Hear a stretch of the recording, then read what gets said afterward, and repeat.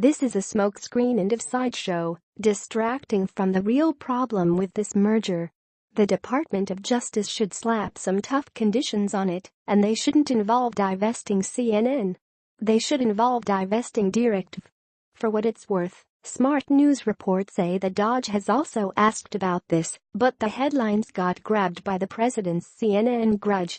Bloomberg columnist Joe Nocera, who I respect, says the AT&T-Time Warner (AT&TW) deal should go through because NBC-Comcast went through.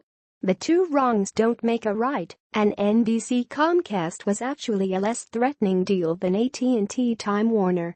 That's because AT&T's distribution arm is so much more powerful than that of NBC-Comcast.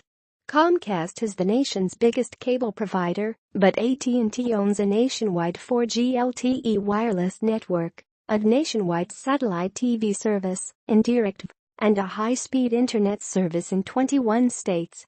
That means AT&T has far more power than Comcast does to pull anti-competitive shenanigans.